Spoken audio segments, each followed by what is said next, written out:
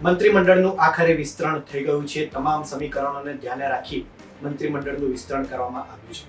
મંત્રીમંડળની વાત કરીએ તો 3 SC એટલે કે દલિત સમાજના નેતા મંત્રી બનાવવામાં આવશે, જ્યારે 4 ST એટલે કે આદિવાસી સમુદાયના નેતા મંત્રી બનશે।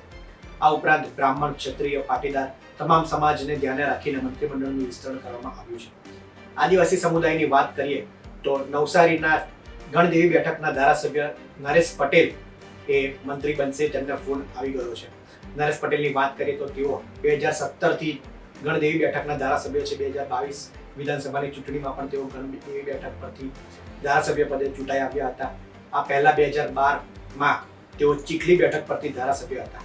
નરેશ પટેલ 2021માં જ્યારે મંત્રીમંડળનું વિસ્તરણ થયું ત્યારે તેમને આદિજાતિ વિભાગનો હવાલો સોંપવામાં આવ્યો હતો, ત્યારે 2025માં તેઓ ફરીથી મંત્રી બનવા જઈ રહ્યા છે અને તેમને આદિજાતિ વિભાગનો હવાલો સોંપાય તેવી શક્યતા છે। જો કે હજી કોને કયો હવાલો સોંપાશે તે જાહેરાત કરવામાં આવી નથી, પરંતુ આદિવાસી સમુદાયમાંથી તેઓ આવે છે અને વિસ્તારમાં તેઓ સારી છાપ ધરાવે છે। ભારતીય જનતા પાર્ટી એક સારા આદિવાસી નેતાની શોધમાં હતી, કારણ કે જે પ્રમાણે ચૈતર વસાવાએ દક્ષિણ ગુજરાતમાં અને ખાસ કરીને આદિવાસી પંથકમાં પટ્ટામાં તેઓ એક્ટિવ થઈ રહ્યા છે। આદિવાસી સમાજ તેમને જે રીતનો સાથ આપી રહ્યો છે તે જોતા 2027 ચૂંટણીને ધ્યાને રાખીને ભારતીય જનતા પાર્ટી એક મજબૂત આદિવાસી નેતાની શોધમાં હતી અને એક સારો નેતા, સારી છબી ધરાવતો નેતાની શોધમાં ભારતીય જનતા પાર્ટી હતી।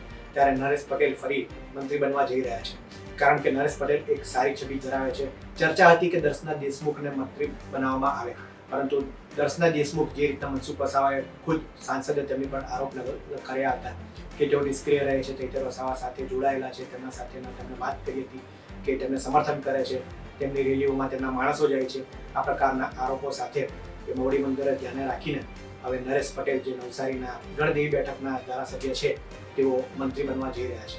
નરેશ પટેલ મંત્રી બનતા તેમના વિસ્તારમાં અત્યારે ઉત્સાહનો માહોલ છે, કારણ કે અગાઉ પણ તેમણે મંત્રી પદની જવાબદારી નિભાવી ચૂક્યા છે, પરંતુ 2022 બાદ નવા મંત્રીમંડળમાં તેમને સ્થાન નહોતું મળ્યું। ત્યારે અત્યારે હવે મંત્રીમંડળનું વિસ્તરણ થઈ રહ્યું છે, ત્યારે તમામ સમાજના સમીકરણોને ધ્યાને રાખીને મંત્રીમંડળનું વિસ્તરણ કરાયું છે।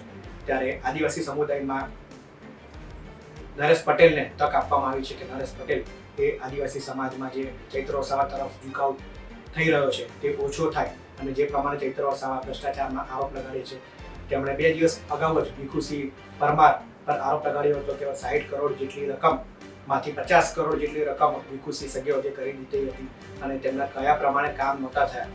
મંત્રીએ પોતાની રીતના કામ કરાવી દીધા હતા, માન્યતા મળતિયાઓને કોન્ટ્રાક્ટ આપી દે છે। આ બધા આરોપ વચ્ચે એક આદિવાસી સમુદાયમાં નેગેટિવ છાપ ભારતીય જનતા પાર્ટી વિરુદ્ધ થઈ રહી છે અને આ છાપને બદલવા માટે એ नरेश पटेल ने जवाबदारी सौंपવામાં આવી છે। हमारा राष्ट्रीय भारतीय जनता पार्टी का शीर्ष नेतृत्व का मैं आभारी हूँ। फिर से मुझे जिम्मेदारी मिली है और मेरा जो प्रदेश का जो शीर्ष नेतृत्व है उनका भी मैं आभार मानता हूँ। फिर से मुझे जिम्मेदारी मिली है। नरेश पटेल आगामी समयમાં તેમની કામગીરી કઈ રીતના રહે છે તે જોવાનું છે।